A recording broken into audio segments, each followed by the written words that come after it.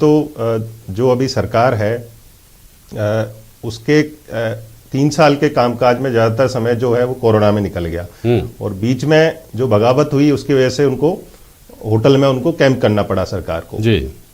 दूसरी वजह जो भारतीय जनता पार्टी के साथ अप्रत्याशित रूप से राजस्थान में हो रही है, भारतीय जनता पार्टी पिछले लंबे समय से किसी ना किसी चेहरे को आगे करके चुनाव में जाती है। वो चेहरा पहले से ही सबको पता होता है किसका चेहरा होगा। पहले भैरव सिंह शेखावत थे, फिर वसुंधरा राजे थी।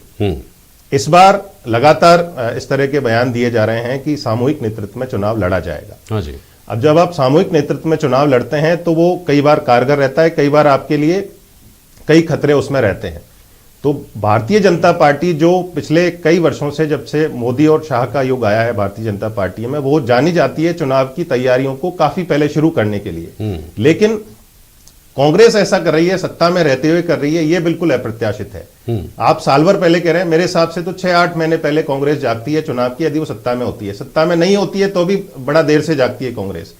वो तैयारी कर रही है क्योंकि उसको लगता है कि कोविड की वजह से उतनी एंटी इनकम्बेंसी सरकार के खिलाफ नहीं है जितनी आमतौर पर 3 साल में हो जाती है। दूसरा, कांग्रेस भारतीय जनता पार्टी में जिस तरह की अंतरकलह है, जिस तरह के नेताओं की फेहरिस्त लंबी होती जा रही है मुख्यमंत्री पद के लिए, तो उनको लगता है कि यदि ठीक ढंग से तैयारी की जाए तो कोई मौका बन सकता है। तो इस तरह की बातें कांग्रेस की तरफ से की जा रही हैं।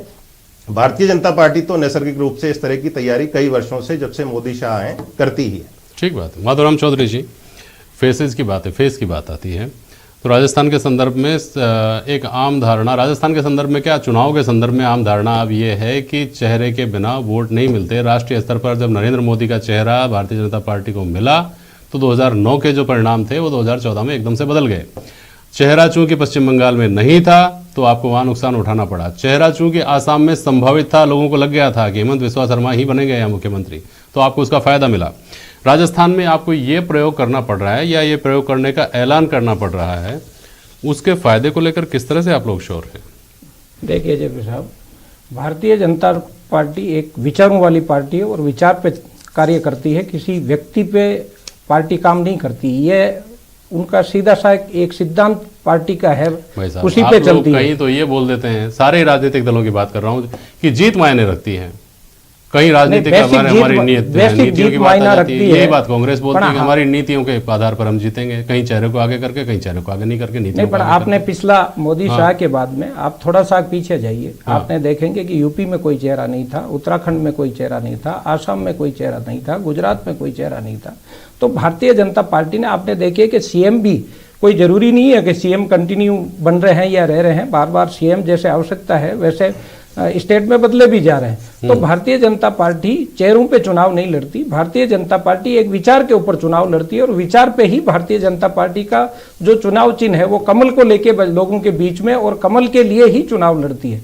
तो मेरा यहाँ पे ये मैं कहना चाहूंगा कि राजस्थान की जो स्थिति है आज, अगर आप कुछ भी कह लिए, आपने देखा होगा कि जब पिछले दिनों में शिक्षक सम्मेलन था और वहां पे अशोक जी के सामने जब शिक्षकों से ये पूछा गया कि क्या आप पैसे देते हैं, तो आज कहीं भी अगर मुख्यमंत्री के सामने ये पहले बार मैं कहूंगा कि शिक्षकों ने एक बार नहीं कहा, 2 बार ये कहा कि हम ट्रांसफर के पैसे देते हैं।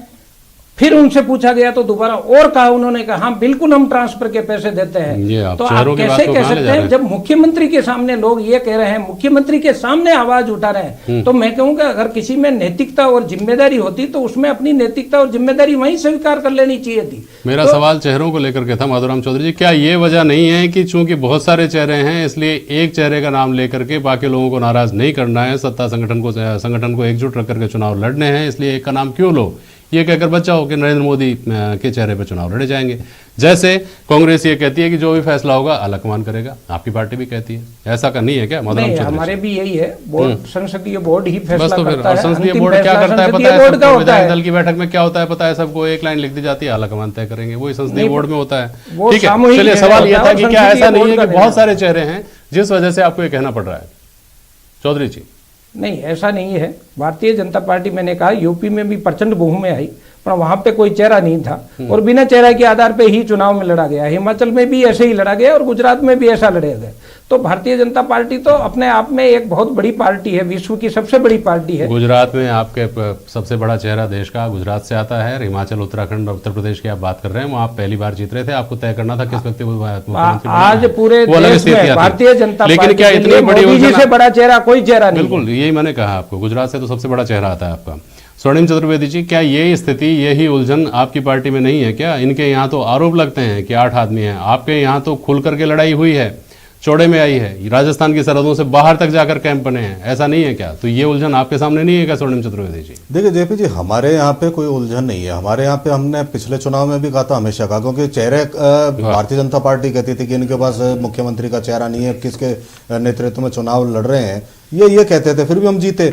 लेकिन हमारे यहाँ पे जब चुनाव हो जाते हैं, चुनाव होने के बाद विधायक दल की बैठक में विधायक दल का नेता चुना जाता है और जो निर्णय हमारे यहाँ पे आला कमान का होता है वो अंतिम होता है। ये बात सब लोग स्वीकार रहे हैं। अरे हमारे यहाँ कुछ भी चेहरा हो सकता है, उससे आपको क्या मतलब? आप अपने चेहरे की देखिए, आपके यहाँ कौन चेहरा इतना तय कि भारतीय जनता पार्टी ने ये ऐलान कर दिया कि अब होने वाला चुनाव वसुंधरा राजे जी के नेतृत्व में नहीं होगा। ये बात स्पष्ट हुई है। चेहरा कौन होगा अब इस पर जाना बेकार है। दूसरी चीज, हमारी तैयारी जो है, हमारी तैयारी 2023 के चुनाव को तो लेकर है ही, लेकिन हमारा जो उद्देश्य है वो 2024 के लोकसभा चुनाव में, उस लोकसभा चुनाव में इस निरंकुश मोदी सरकार को सत्ता से हटाना है।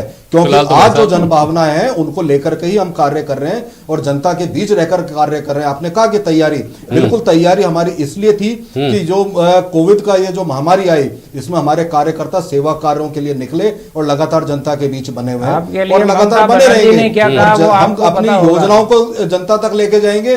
मोदी सरकार की महंगाई, बेरोजगारी, किसानों के विरुद्ध जो काले कानून लाए, इन सब बातों को लेकर के आक्रोश है, हम जाएंगे जनता के बीच। फिलहाल तो स्वर्णिम जी, आप इस बात को नहीं मानते क्या कि लोक मंत्रिमंडल का जब नाम आते हैं तो उसमें देखते हैं इतने आदमी इसके, इतने आदमी इसके।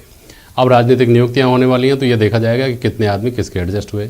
सलाहकार बनाए गए हैं तो किस किस को सलाहकार बनाया गया, किस किस को एडजस्ट किया गया। इस एडजस्टमेंट को लेकर के ही आम आदमी आकलन करता है फिलहाल तो, ऐसा नहीं है क्या स्वर्णिम जी? देखिए, ये आम आदमी आकलन नहीं करता, ये भारतीय जनता पार्टी के द्वारा, जैसा भी ये कह रहे थे कौन चेहरा आएगा, किसको दिया था पहले चेहरा, ये भारतीय जनता पार्टी के नेता ज्यादा कहते हैं। जबकि मैं इनसे पूछना चाहता हूँ, कांग्रेस के मंत्री बने, कांग्रेस के विधायक ही मंत्री बनेंगे, कांग्रेस के कार्यकर्ता या नेता ही राजनीतिक नियुक्तियों में आएंगे, कांग्रेस के कार्यकर्ता ही जो संगठन है उसमें पद पाते हैं। अब भारतीय जनता पार्टी का इससे क्या लेना देना? आपकी सरकार में कौन मंत्री बनेगा ना बनेगा, आपकी पार्टी में कौन क्या रहेगा, हम कहते ही नहीं है, हम कभी प्रश्न नहीं उठाते। आपको क्या तकलीफ है? नहीं, हमें कोई तकलीफ नहीं है। भारतीय जनता पार्टी अपने गिरेबान में झांके जो बार-बार नेता ये कहते हैं कि ये मुख्यमंत्री नहीं बन सकता, मुख्यमंत्री को आप नीचा दिखाते हैं, मुख्यमंत्री नहीं बन सकता, आपके मुख्यमंत्री के लिए मुख्यमंत्री हल्के शब्दों का प्रयोग हटा दो।